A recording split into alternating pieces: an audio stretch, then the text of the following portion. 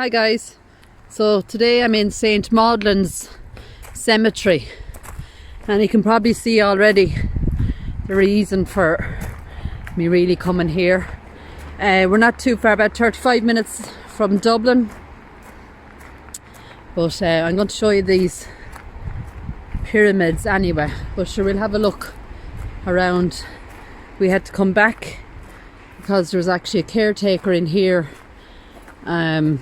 cutting the grass and stuff, but I just want to have a quick look in here because we're trying to do this in between showers. So a lot that are here are the Berg or the Berg. We have a Captain Hubert here of Old Town 1879, and we have a Major John de Berg here, MC, and his wife. We have Elsie de Berg here, 1889, she was only 24. A nice cross there. Thomas John Dean of Cloyne, born 1786 and died in 1843. And his wife Anna is there as well.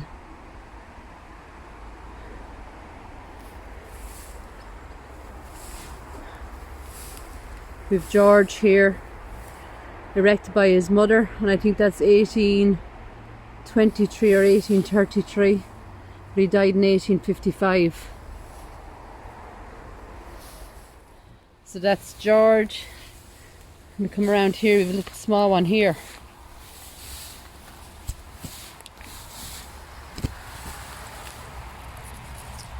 Born the 18th of February, died the 28th of August. And there's an 18, I think it's 1853 there at the bottom.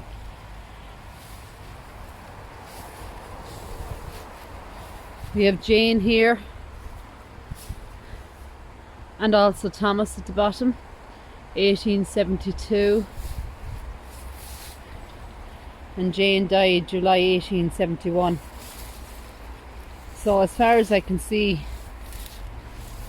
this whole plot is belonging to the Bergs, or the Berg. And 1852 there, that's George. We've Hugo here down the back, 1894 to 1954. And we have some sort of inscription on the wall here. Charles Berg, born December the 9th, but the date is gone. But there is a 17, maybe 33 or 32 there.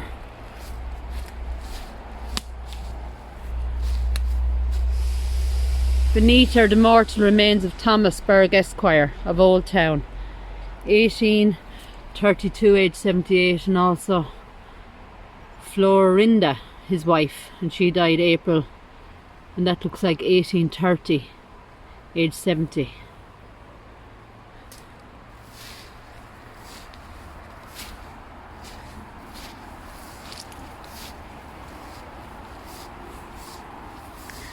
And this is Captain Hubert de Berg, 1879 to 1960, and his wife Marjorie. And this is the one I showed you at the start, Major John, MC of Old Town, born 17th of February 1921, died December 2010, also his wife Claire, 1929, and she died November 2016. And we've a Major John at the back here as well. And Hubert de Berg, 1877 and 1875. But it definitely looks like it's going to rain. We've a grey sky above and droplets of rain falling, and I'm really eager to get the pyramid especially done. And at the moment it's had great renovation done to it, and before that it was in fairly bad need of repair. But look at that, isn't that amazing? And this is for the Bergs as well. And all of these actually are the Berg.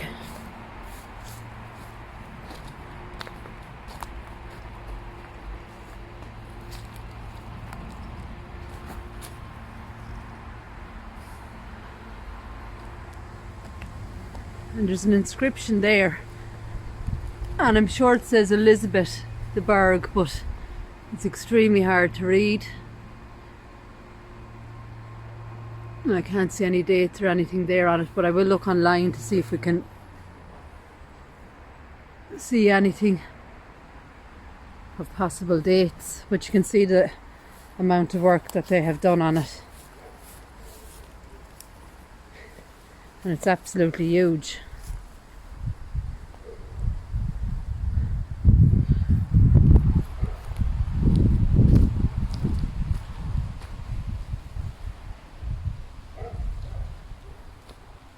Actually, I just want to show you something here now to the right.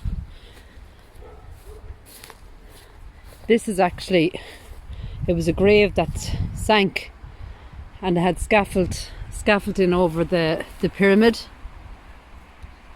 and they reckon it's a 12-foot drop, and there's definitely a drop, but there's nothing underneath it, but they had to board it up, I suppose, for health and safety reasons. And you can see over there the second pyramid. But have a look at this.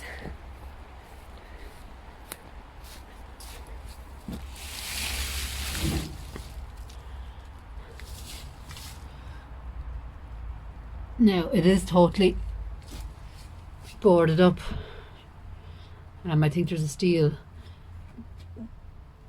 gate behind, an iron gate. And I was going to actually try and go down there, but the leaves are quite slippy and wet, and there's not much point.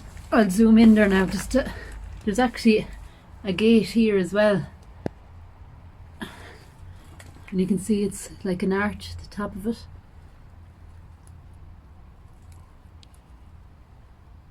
Look at that. So I'm not sure what or who is in there. I'd love to get in and have a look, but it's just not possible. Yeah, so it's a pity now, but I'm not going to chance, and I don't think there's anything to see anyway, bar the iron door. But look at the railings.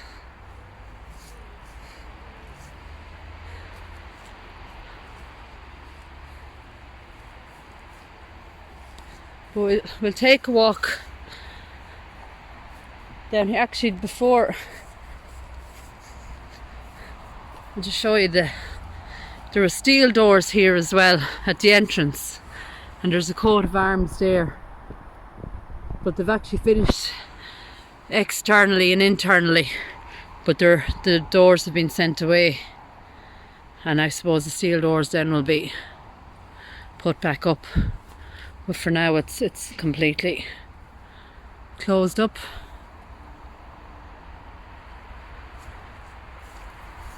We'll go over this way anyway and look at the second pyramid. Actually, we've a countess here of Clonmel who departed this life dating to November 1872, I think it was. She was 53, and we've the third Earl of Clonmel here, and we have, is it Reginald? John Henry Reginald Scott, 4th Earl of Clonmel there. So this graveyard certainly seems to be full of we've countesses and earls and majors and colonels and all sorts. So probably an upper class, should I say, graveyard. But we'll go down along here and have a look at this other pyramid and try and get it done before the rain starts again.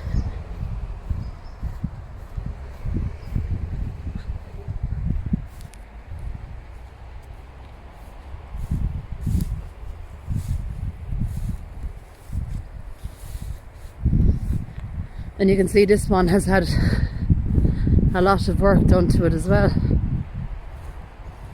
Now I don't see any inscription on this one, but I'm sure it's possibly the same family or relation too. And I'll try and get as much information online as I possibly can.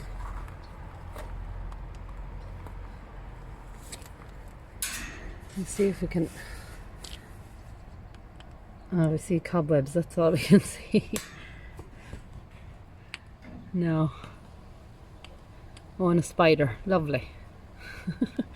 So I think when I was looking for this place online, when you go inside, there's steps down, I think it's 6 foot, he said.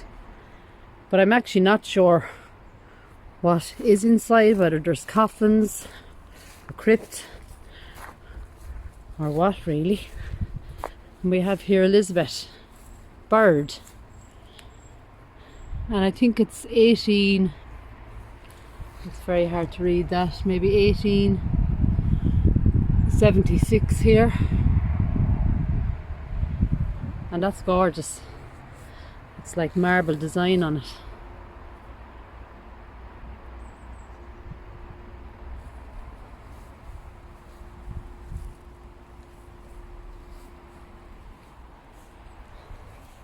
So I think that, you know, this graveyard is definitely a work in progress.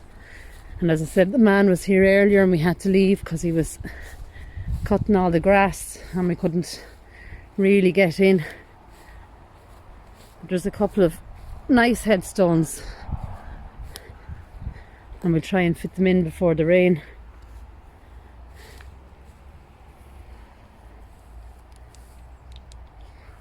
And we've George here, 1836.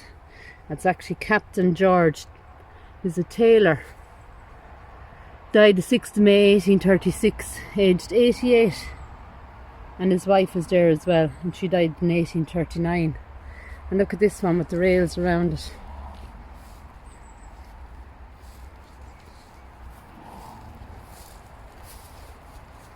Let's see if I can get, ouch, over the thistles and the nettles. Oh, sorry now.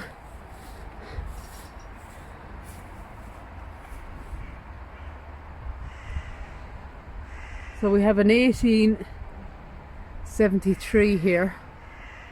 Robert Stokes Hayes of Naas as a resting place for himself and family until the morning of the resurrection. This monument was also erected by him in affectionate remembrance of his sister Mary Hayes, 1821, and she was 21, and his father is here as well. So it's a lovely monument to the family, and it looks like, well, you can see that there, it's like an urn, and it's beautiful really. And if you can see there in the back, we have the pyramid and the pyramid here. And I suppose you've noticed as well that there's quite a number of houses around. It's quite a built up area.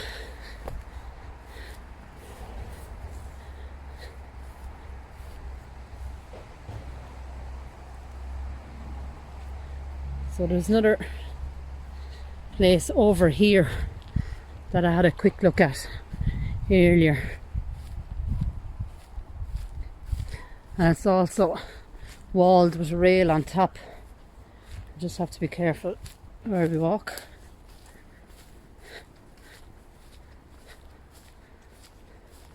And this one is closed off to the public, and probably rightly so. But whether you can see it just down there or not, and get a better look at it maybe.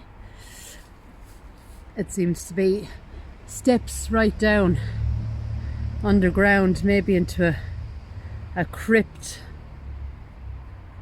But there's no way of us getting in there, so I'm hoping that after they've finished restoring the pyramids, they'll possibly come back to finish those.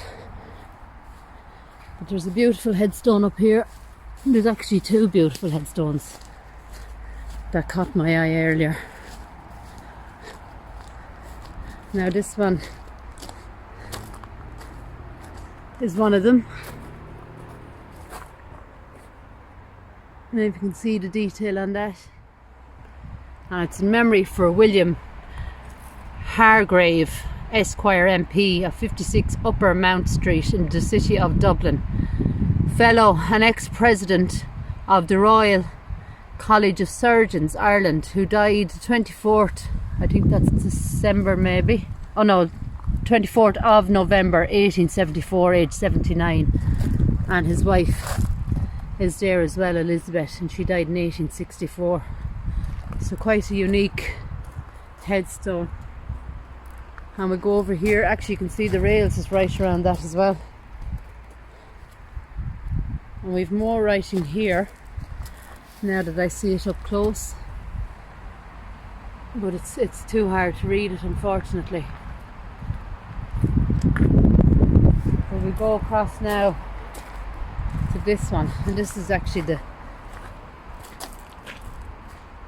back of it, and you can see it obviously. It's an angel, and she's quite beautiful. Now there's a rail around this one as well, so I'll get in as near as I can.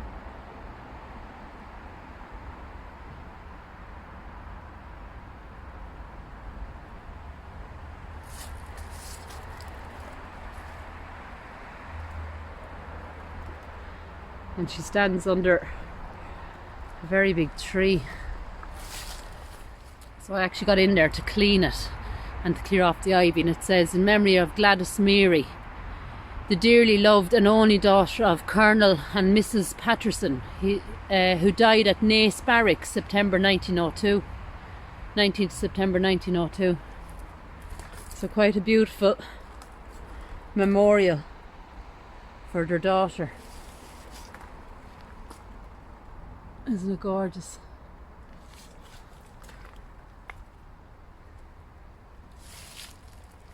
And the detail there is, it's probably one of the nicest I've ever seen.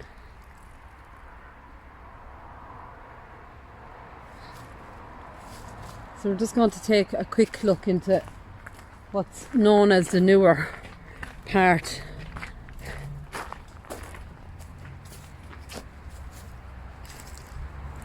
This is George Smith, 1996, so not that old really. In loving memory of Elizabeth, born asleep the 30th of May 2002, a much loved daughter and sister. So Elizabeth, I suppose, was stillbirth maybe on the 30th of May 2002, so that's very sad.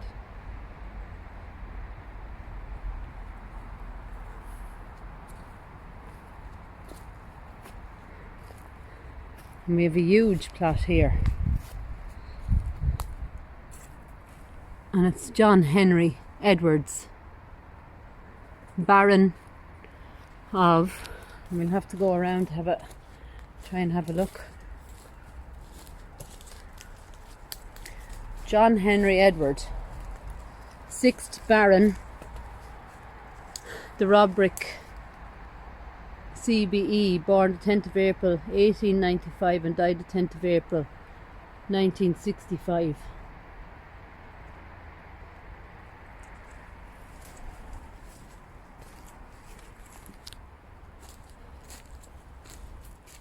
And this grave has a dog, some white doves, a teddy, a horse, and down there a little bird feeder and a little small bench.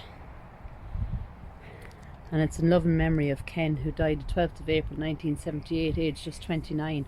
Sadly missed by his wife Mary, sons Dick and Mark, and daughter Kendra, and his son Mark, who died the 5th of August 2006, aged 32. So father and son were very young. And just this caught my eye before I went back out. And you can see some birds, a squirrel, rabbits, donkeys, dogs.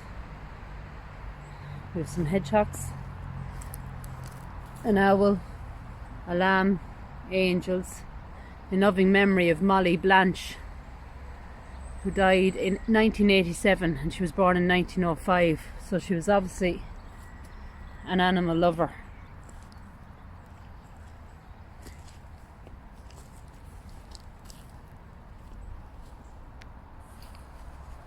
Now we'll go back out to the older part again, and we seem to be lucky with the rain. We'll try and fit another few in before we go. And there's that beautiful angel again.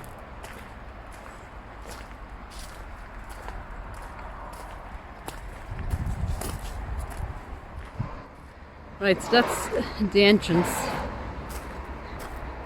and the exit, I suppose, into the cemetery.